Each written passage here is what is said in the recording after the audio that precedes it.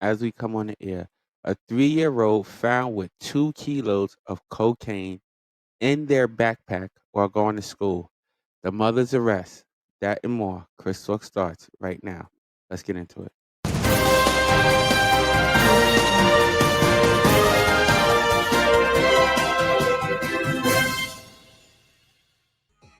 All right, welcome listeners to another episode of the show. I am your host with the most, Chris Talks. All right, so I hope y'all having a good day. All right, let's get right into this one. Apparently,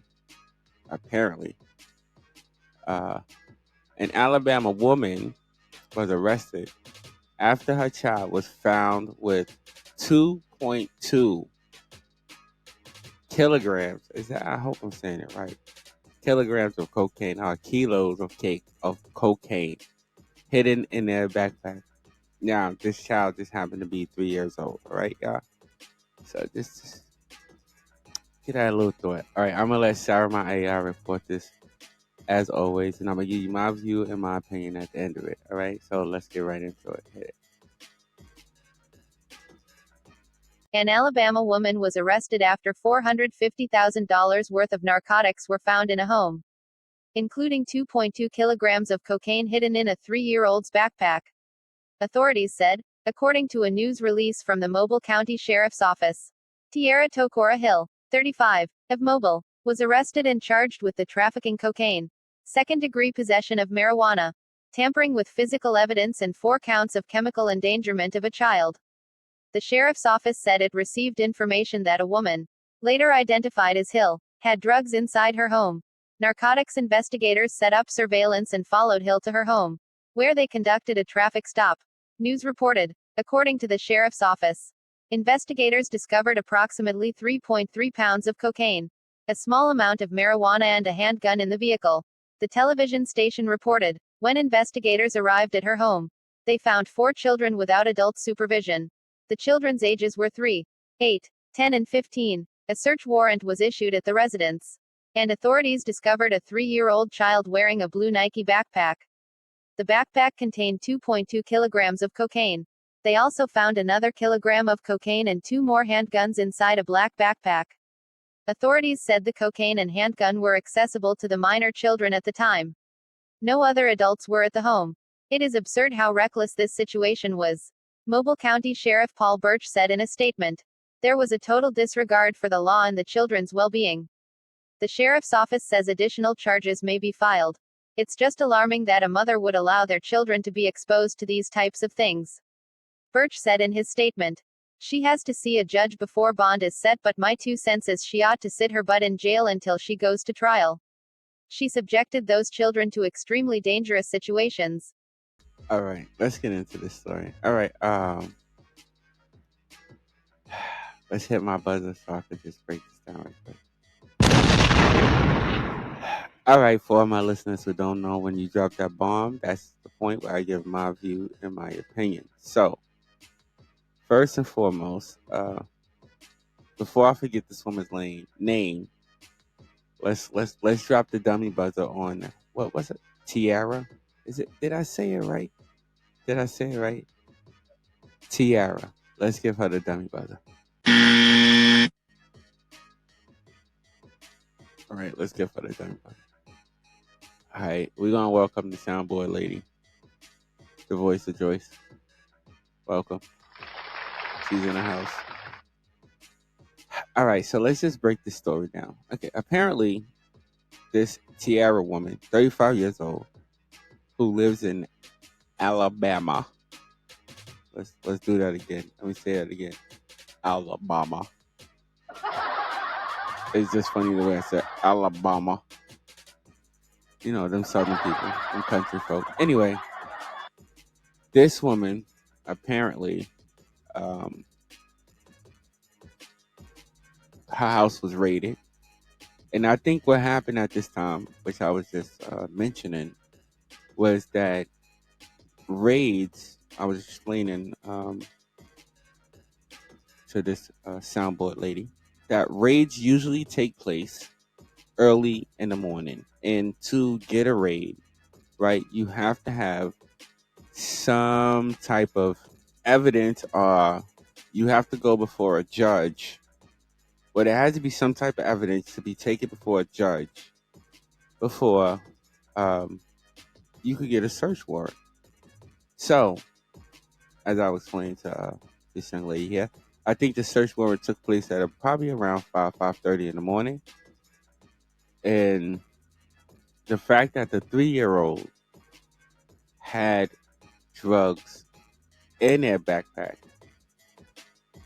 it's Bruh. like I'm gonna say this. I don't know. Maybe this is what I'm thinking. Okay, people. Okay, all my listeners. This is what I'm thinking.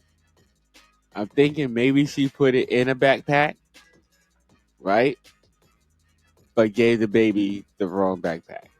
Bruh. I'm just saying. I'm not making an excuse for her. I'm just saying maybe that's what happened. But if even if that did happen, if that was the situation or the circumstances, she still get the dummy buzzer. Because why are you putting your drugs inside of a child's bag? Like, why are you doing that? Wait, what? Yeah, why are you doing that? It's very foolish. It's very dumb.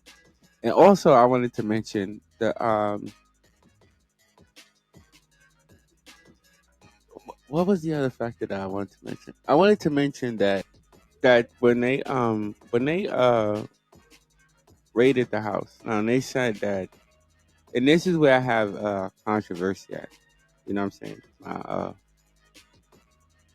Some people might, you know, you might feel a certain way about this, but what they did say was during the raid of the house, when they found the 3-year-old with the kilos or whatever of cocaine in his bag, they mentioned that when arriving that there were 4 kids there who were unsupervised. Now I have to ask this question, and this is the question I pose to my listeners. There were kids there. The ages of the kids was 3, 8, 10, and 15. They're not going to give us the name of the kids, of course, because the kids are all minors. So if y'all looking for that, you're not going to find it. So a child being 15, the oldest child that was there was 15. I want to ask y'all this. Were they really left unattended? Like, really? Were they really left unattended? Wait, what? Were they really, really left unattended? If there was a 15-year-old there. Bruh. Now, I'm not saying the circumstances that they were left in was good. They wasn't. They wasn't. I mean, you can imagine what a drug house would be like and children living in a drug house. Because apparently, to me, this was definitely a drug house. Definitely a drug house. And the last question I have is this, because I'm going to follow up on this story. What type of prosecution, and this is the question to all my listeners, what type of prosecution do you think this woman, what type of prosecution, this is to all my listeners, what type of prosecution should this woman receive? What type, if any, should this woman receive? Now, what I didn't report, well, Sarah, my AI, didn't report was during this time, at the time that this happened, um, their so-called, okay, so at this time, their so-called version of CPS or ACS, whatever you want to call it, has has taken custody of all the kids. Okay, the apparently that they don't mention if the father of any of the children were present during the arrest, during the raid. That they don't mention that part, but they do mention that Child Protective Services in Alabama, Alabama, Alabama, they take over, and the kids are supposedly put up in some type of foster home or something. I guess until they could get contact with any relatives or anything like that. Because I'm assuming, especially in the southern states, that when you go through something like this, they're gonna seek your next of kin to try to take you in. I'm assuming that's what they would do. I don't know if that's what they're gonna do, but I'm assuming that's what they would do. But this woman, let's give her the dummy buzzer again. And I also want to drop this real quick to give the fathers, if there's different fathers or whatever, whatever. Okay, if you knew this woman was doing this thing, okay, and you allowed your children to stay in that situation, we're gonna give you the dummy buzzer. If you didn't, then you didn't. Go get your child. That's what I would tell the fathers out there, to any one of these children, because it doesn't state if there's multiple fathers or if these all by one man. But that's my advice to y'all. If you one of my listeners and you in this situation, go get your baby. Go get your baby. All right. What else did I want to say? Okay, so I was anyway, I would say this, and this is my advice. This is my advice. If you know anybody that's in this situation, or if you are somebody that's in this situation, not this exact situation, but in a situation like this or similar to this, my advice to you is this. If you have a better place and a safer place to provide for children in that situation, and you know that your that your former significant other is doing some type of illegal crap that can actually put your child in danger, my advice to you is get your child out that situation if you can provide better for it. I'm not saying go get them in trouble, but just get your child out that situation. All right, so that's my advice. That's my view. That's my opinion for this episode. All right, I'm gonna get up out of here. I want to thank my sit-in for sitting in. Bruh. Yeah, I know. Anyway,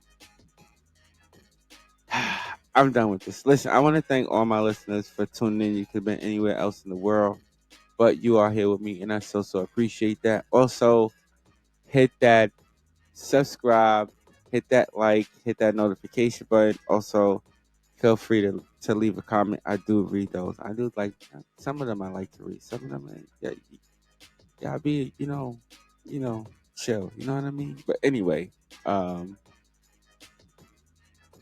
also stay blessed and not stressed, ladies and gentlemen. Until next episode, I will see y'all later. Peace out, y'all.